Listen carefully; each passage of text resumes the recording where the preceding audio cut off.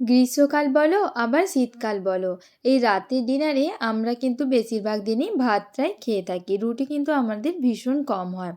সেদিন রাতের ডিনারে বানালাম পাতলা করে মসুরের ডাল, আলু মাখা, সয়াবিনের পকোড়া আর এই মিক্স ভেজিটেবল।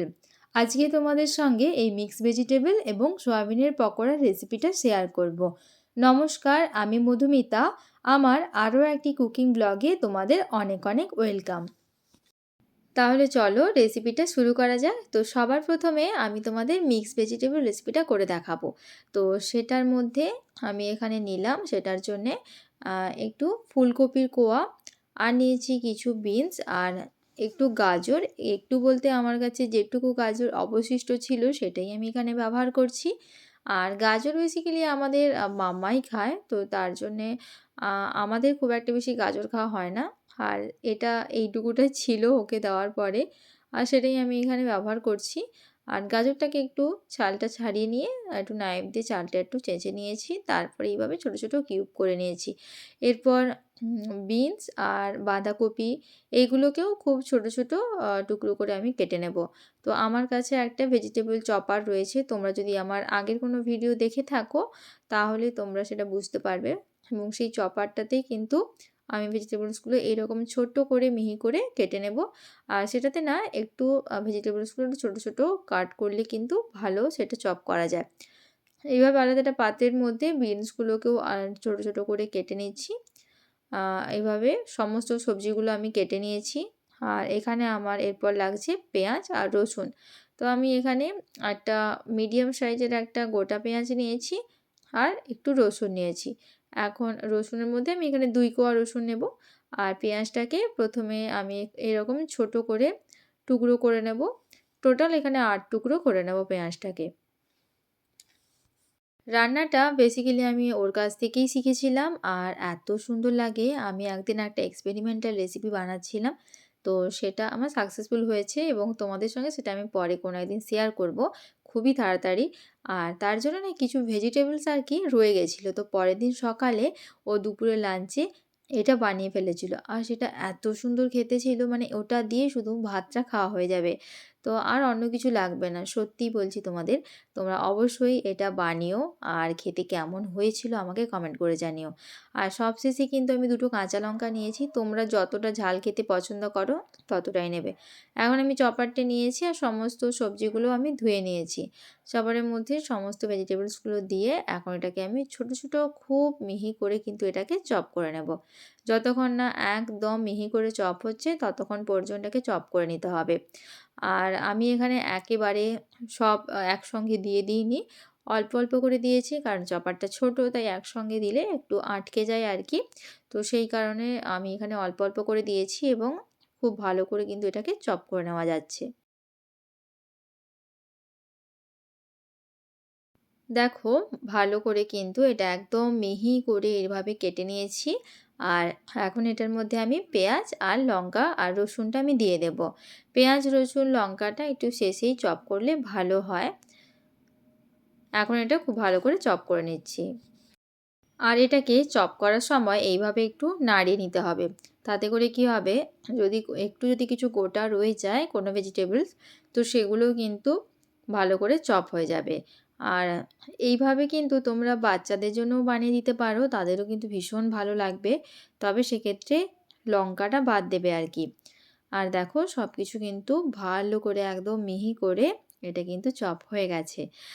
আর এখন এটাকে আমি ফ্রাই করে নেব। তার জন্য একটা ফ্রাইং প্যান নিয়েছি। এটাকে না ফ্রাইং প্যানের মধ্যেই ফ্রাই করলে ভালো হয়। তো এটা খুব একটা বেশি আটকায় না আর কি।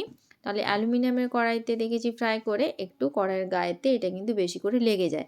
তো প্রথমে অল্প একটু তেল দিয়ে তার মধ্যে একটা শুকনো লঙ্কা এইভাবে মাঝখান থেকে একটু কেটে দিলাম। তারপর দিয়েছি সামান্য একটু 5 ফোড়ন। এরপর সমস্ত কেটে রাখা ভেজিটেবলসটা আমি এটার মধ্যে দিয়ে দিলাম। তো এখান থেকে না একটু জল বেরোবে ভেজিটেবলস থেকে, তো ওটাকে না স্কুইজ করার কোনো প্রয়োজন নেই। ওটা সমেত কিন্তু দিয়ে দেব।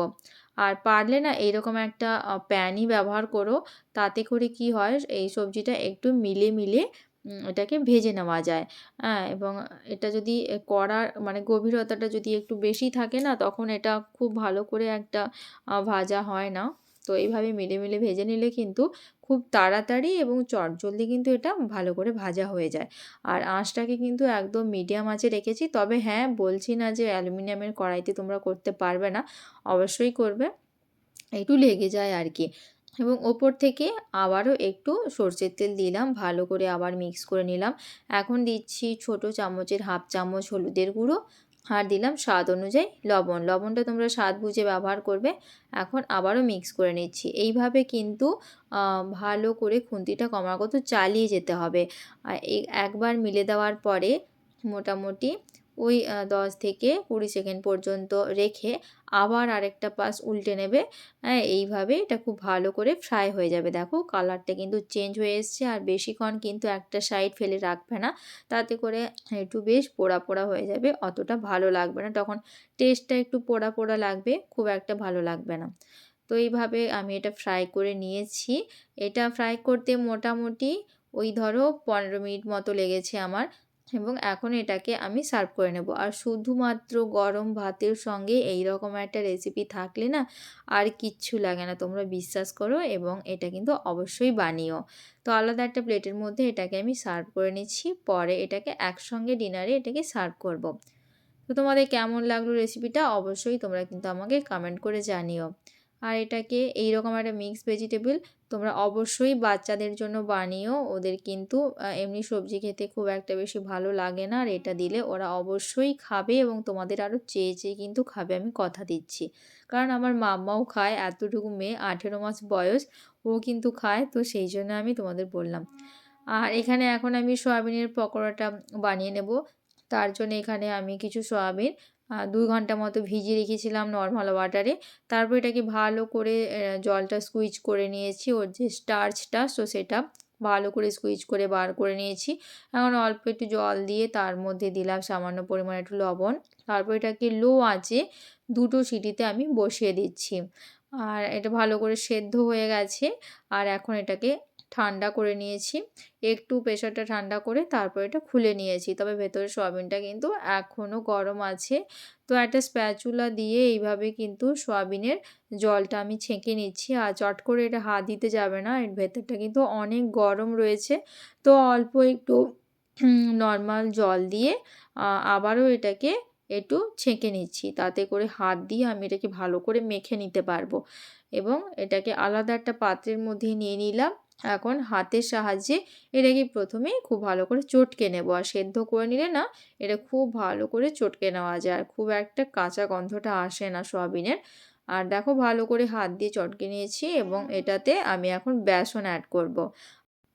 ভালো করে হাত দিয়ে এটা চটকে নিয়েছি। আর এখন এটার মধ্যে আমি প্রথমেই দিলাম ছোট চামচের 1/2 চামচ হচ্ছে হলুদের গুঁড়ো, আর একটু গোলমরিচের গুঁড়ো, আর 2 চামচ মতো বেসন। এখন হাত দিয়ে প্রথমে একটু ভালো করে মাখিয়ে নেব। আর বারবার তোমরা ট্রেনের আওয়াজ শুনতে পারছো। তো আমার এখানে দিনে রাতে সারাক্ষণই ট্রেন চলে, তো এখানে আওয়াজটা কিন্তু কোনোভাবেই করা যায় না, তো অ্যাভয়েড করা যায় না। তো তোমাদেরকে এটা শুনতে হবে আর কি আমার ভয়েসের সঙ্গে, কিছু করার নেই। আর এখানে এখন আমি 2টো কাঁচা লঙ্কা এইভাবে ছোট কুচি করে দিয়েছি। ঝালটা তোমরা যতটা পছন্দ করো ততটাই দেবে।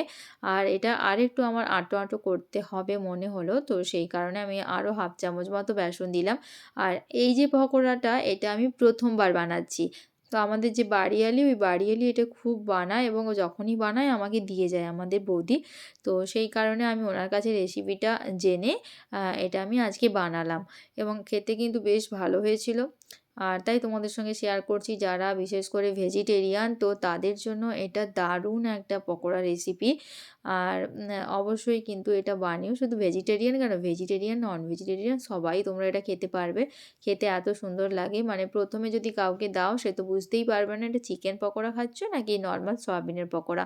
কারণ বাইরেটা একদম মুচমুচে হয়, চিকেন পকোড়া বাইরেটা কিন্তু খুব একটা বেশি মুচমুচে হয় না, কিন্তু এটা বাইরেটা ভীষণ মুচমুচে আর ভেতরটা কিন্তু বেশ জুসি থাকে। চিকেনের মতনই জুসি থাকে। আর এইভাবে ওপর থেকে প্রত্যেকটা পকোড়ার ওপরে একটু তেলটাকে ছড়িয়ে দিলাম, দিয়ে এইভাবে একটু এপিঠ ওপিঠ উল্টে পকোড়াগুলো ভেজে নিয়েছি। খুব বেশি লালচে করব না, যেহেতু এটা সয়াবিনের পকোড়া, তো খুব তাড়াতাড়ি কিন্তু এটা শক্ত হয়ে আসে এবং একটা বেশ ক্রাঞ্চি ভাব চলে আসে। মোটামুটি একটু লালচে করে ভেজে নেব, খুব বেশি কিন্তু লালচে করব না বা পুড়িয়ে ফেলবো না। এখন এটা রেডি। তো একটা ছান্তাতে করে আমি তেলটা ছেঁকে এটাকে আমি তুলে নিচ্ছি। তো পকোড়ার টেক্সচারটা তোমরা দেখো কতটা লোভনীয় লাগছে না? দেখতে যতটা লোভনীয় লাগছে, খেতেও কিন্তু ঠিক ততটাই টেস্টি হয়, এবং আলাদা একটা পাত্রের মধ্যে কিন্তু এটাকে সার্ভ করে নিচ্ছি, এবং বাকি যে ব্যাটারটা রয়েছে সেটার থেকেও কিন্তু এইভাবে বাকিগুলো আমি ভেজে নিচ্ছি।